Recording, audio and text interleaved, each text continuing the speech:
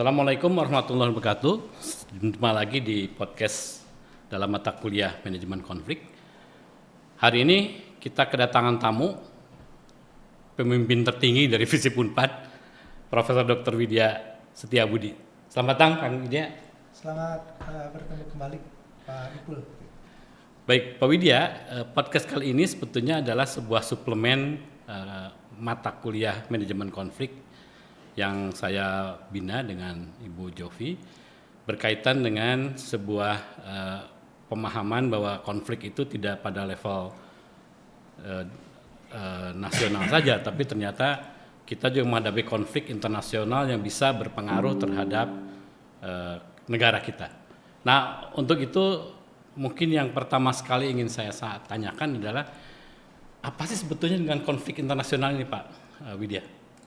Baik Pak Ipul, ya menarik. Jadi konflik internasional dengan konflik lokal atau konflik nasional itu ada persamaannya, tetapi juga ada perbedaannya. Nah, mengapa? Konflik internasional itu terjadi dalam sistem internasional. Nah, ini yang perlu mungkin para penstudi pahami, bagaimana kemudian karakteristiknya berbeda. Di dalam sistem internasional itu ada yang dikenal sebagai suatu sistem yang anarki. Nah, tentu kalau teman-teman sering mendengar kata-kata anarki, tetapi anarki yang dimaksud sedikit berbeda dengan anarki dalam pandangan ini. Nah, apa sistem internasional yang anarki? Sistem internasional yang anarki itu maksudnya adalah di dalam sistem internasional itu tidak ada suatu institusi yang berdiri di atas institusi-institusi yang lainnya. Negara misalnya, dalam internasional itu kan negara-negara adalah aktornya. Dalam organisasi lokal misalnya individu-individu. Nah, dalam sistem internasional yang anggotanya negara-negara itu tidak ada institusi yang secara institusi di atas. Jadi kalau misalnya kita nih, saya dekan, ada kaprodi itu kalau kata dekan A harus ngikut kan? Yeah. Nah, tetapi dalam sistem internasional anarki tidak ada tuh dekannya itu, tidak ada pemimpin yang mengatasi. Sehingga dalam konflik internasional nanti akan berbeda di dalam penanganannya. Ini yang lagi seru-seru yang rame nih, misalnya konflik di Rakhine di Myanmar. Nah, ini kan sebetulnya konflik lokal. Nah, menurut pemahaman kita sebagai masyarakat internasional kan ada pelanggaran HAM dan seterusnya. Tetapi institusi internasional itu apa? Sebut saja misalnya PBB, UN, HCR, UN dan lain-lain. Mereka tidak bisa begitu saja menekan negara untuk mengikuti apa yang seharusnya. Nah, itu yang poin pertama yang harus dipahami, perbedaan nanti kalau ketemu konflik dalam internasional. Nah, aktornya siapa? Tadi kan negara-negara. Tetapi selain negara sekarang, aktor-aktor yang ada di dalam sistem internasional itu adalah aktor non-negara. Nah, jadi nanti kalau dulu kita fokusnya kepada perang gitu antar negara. Sekarang tidak hanya itu. Misalnya konflik antara perusahaan multinasional dengan negara. Misalnya Freeport dengan pemerintah Indonesia. Terkait pemanfaatan sumber daya alam di sana. Nah, kurang lebih seperti itu. Dari aktornya yang melibatkan negara dan atau aktor negara, kemudian tadi situasi yang melingkupinya dia berada dalam sistem yang anarki atau di anarchical system of international system. Begitu Pak Ipul kurang lebih pemahamannya. Kalau dengan konflik yang misalnya terjadi dengan Palestina gimana? Nah, Palestina ini belum sepenuhnya diakui oleh seluruh negara sebagai suatu entitas negara. Tetapi beberapa negara sudah mengakuinya. Nah, sekarang yang sering muncul adalah yang terakhir itu antara Israel dengan organisasi sebetulnya kalau kita mungkin ormas Hamas itu adalah ormas di Palestina. Bukan representasi pemerintah. Walaupun sebetulnya pemerintah Palestina itu juga memiliki konflik dengan Israel. Tapi yang terakhir itu adalah tadi organisasi non negara Hamas melawan negara yaitu Israel. Gitulah. Jadi itu yang seperti saya contohkan. Mengapa itu terjadi? Biasanya kalau negara itu tidak mampu mengakomodir kepentingan nasional sehingga kemudian aktor-aktor non negara itu berperan dalam hal ini pada kasus Hamas. Jadi ada beberapa pihak yang terlibat dalam konflik Israel Palestina, negara Palestina itu sendiri, kemudian organisasi masyarakat tadi Hamas. Nah, ini menariknya memang kalau kita bicara tentang konflik internasional akan sangat beda jauh dengan konflik konvensional. Iya, betul. Nah, kalau konflik konvensional mungkin ada terjadi konflik, ada aktor yang menengahi dan sebagainya. Nah, dalam konteks konflik internasional bagaimana nih? Ya. Fungsi PBB dan sebagainya. Betul ya. Jadi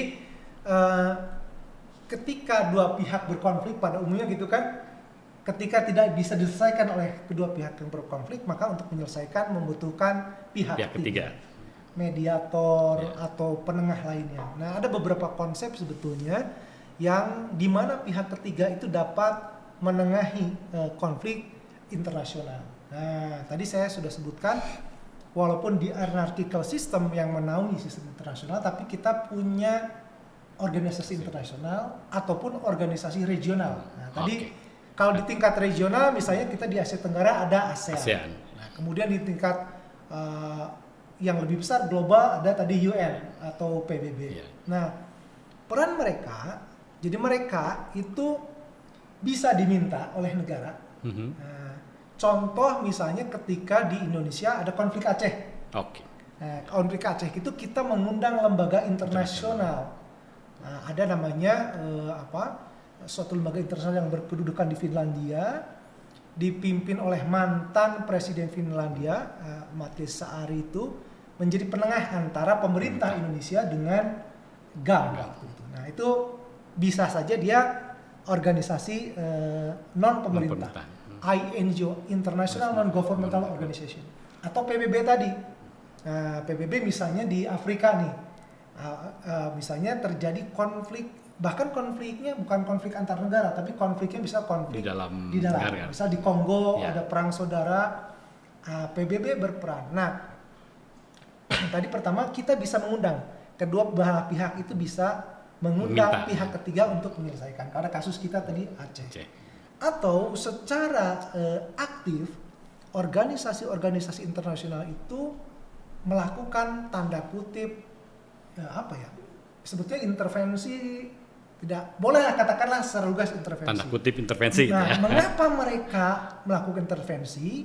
Walaupun kita di anarchical system, tapi ada satu lagi konsep yang sekarang dikenal yang disebut sebagai humanitarian intervention. Ya, mengapa bisa terjadi? Ini sudah disepakati oleh beberapa negara.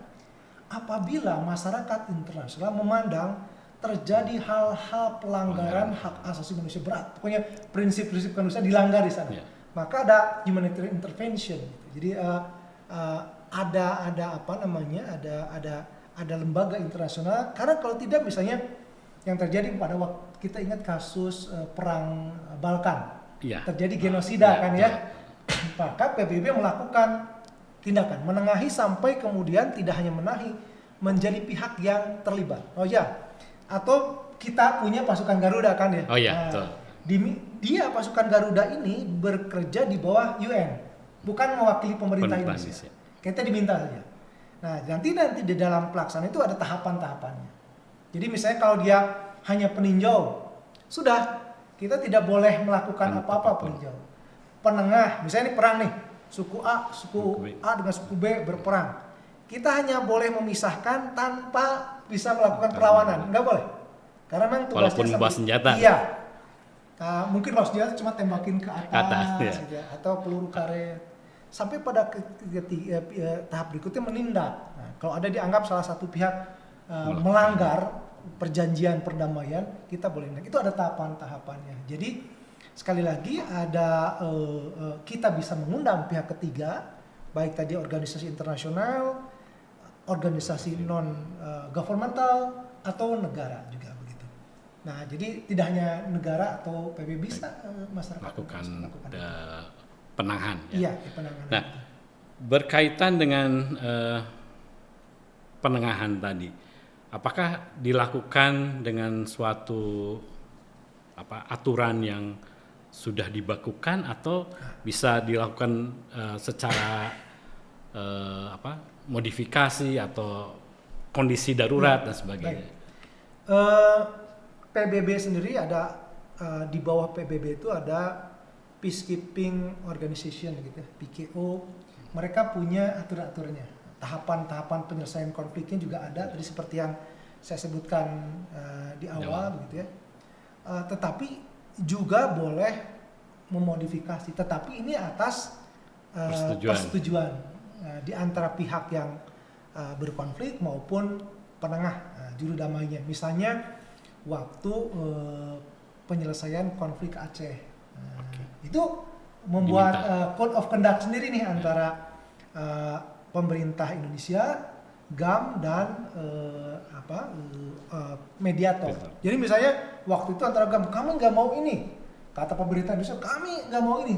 Nah lalu pihak ketiganya, kalian tuh mau beres nggak? Nggak boleh ini, nggak boleh batasannya ini ya gitu. Jadi dibuat oleh aturan dia melihat kondisi setempat. Iya betul, karena kan kalau pihak yang bertikai pasti dari perspektif masing-masing nih, yang mungkin deadlock tidak akan bertemu. Jadi kalau PKO, UN punya Pak Ipul batasan-batasan tahapan-tahapan. Nah, yang paling penting juga yang mungkin harus menjadi prinsip dalam penyelesaian konflik sebagai mediator adalah prinsip netralitas dan objektivitas. Jadi tidak boleh tuh atas kepentingan tertentu memihak pihak yang bertikai. Maka dipilihlah pihak-pihak yang dianggap memang mampu netral dan objektif terhadap permasalahan. Tidak ada vested of interest di antara mereka. Jadi secara umum sebetulnya manajemen konflik juga digunakan dalam konteks konflik internasional sebetulnya dengan model yang berbeda. Iya, betul. Tadi prinsip-prinsip konflik resolusi konflik itu umum. Yeah. Cuma nanti tadi karena di dalam negara ada sistem yang berbeda, maka tidak bisa. Kalau kita misalnya nih konflik antar daerah, misalnya Kabupaten A, Kabupaten B berebutan perbatasan wilayah. Perbatasan ada sungai. Itu pemerintah pusat bisa menetapkan. Memutuskan langsung ya. Nah, kalau instansi internasional nggak bisa karena tadi tidak ada tidak bisa. Tidak satu kekuatan yang membawahi semua negara. Ya. Tapi secara prinsipil teknik-teknik resolusi konflik itu secara umum juga bisa diterapkan dalam internasional. Jadi teman-teman yang belajar manajemen konflik nih ya, tiba-tiba melamar di organisasi internasional bisa, tentu saja bisa. Jadi ilmu itu akan tetap juga bermanfaat dalam konteks bicara konflik internasional. Betul. Tidak ada satu konsep teori khusus yang berkaitan membedakan konflik konvensional dan konflik internasional. Oke, mungkin berkaitan dengan konflik internasional ini juga yang ingin ditanyakan adalah lalu sebetulnya kalau kayak konflik perang itu agak susah ya, tapi misalnya konflik perbatasan seperti misalnya kita dulu dengan Malaysia mengenai Natuna, Sipi dan Ningitan, upaya-upaya penengahan ini sebetulnya apakah langsung kedua belah pihak memohon bantuan atau kalau perang sudah jelas harus ada orang langsung ini, tapi kalau dalam konteks konflik seperti lahan gitu, tapi Vietnam, Cina semua mengklaim Natuna sebagai wilayahnya. Ya ini menarik nih Pak. Kita ambil contoh yang tadi konflik wilayah Laut Cina Selatan saja. Jadi di Laut Cina Selatan itu ada beberapa negara yang punya tumpang tindih klaim. Indonesia sebetulnya tidak ada tumpang tindih klaim. Kecuali setelah kemarin Cina membuat peta baru itu, yang kemudian peta barunya menabrak wilayah kita. Tapi sampai saat ini belum ada deklarasi yang mengatakan kita masuk negara claimant. Nah, saya ambil contoh saja antara Cina dengan Filipina. Nah, Cina dengan Filipina. Mereka awalnya menyelesaikan konflik secara bilateral. Cina dengan Filipina.